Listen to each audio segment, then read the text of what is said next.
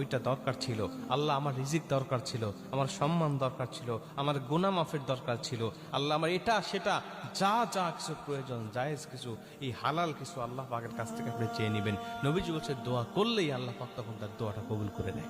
আর আরো ভালো হয় যদি আপনি ঘুম ভেঙে যাওয়ার পরে 2টার সময় আপনার ঘুম ভেঙে গেছে, আপনি উঠে যান, উঠে গিয়ে ওযু করে আপনি 2 রাকাত তাহাজ্জুদ নামাজে দাঁড়িয়ে যান। কারণ নবীজি বলছে যে ওই সময় কিছু চাইলেই আল্লাহ দোয়া কবুল করে। আপনি ঘুম ভেঙে যাওয়ার পরে দোয়াটা করলেন, দোয়াটাও কবুল হয়ে গেল। আর আপনি ওযু করে তাহাজ্জুদ পড়লেন, তাহাজ্জুদ নামাজটাও কবুল হয়ে গেল। নবীজি বলছেন কোন ব্যক্তির যদি একটা সেজদা কবুল হয়ে যায়, 1 রাকাত নামাজ যদি কবুল হয়ে যায়, ওই একটা সেজদা তাকে জান্নাত পর্যন্ত পৌঁছায় দিবে। ওই একটা জান্নাত তার জীবনে সব গুনাহ মাফ করে দিবে। ওই একটা সেজদা তার জীবনে সব অপরাধগুলো মাফ করে দিয়ে আল্লাহর পছন্দের বান্দা হিসাবে তাকে দাঁড় করা দিবে। এই জন্য আপনি ছোট্ট দোয়াটাকে মুখস্থ করে নেন। কি দোয়া? নবীজি বলছেন ঘুম ভেঙে যাওয়ার সঙ্গে সঙ্গে তুমি দোয়াটা পাঠ করবে।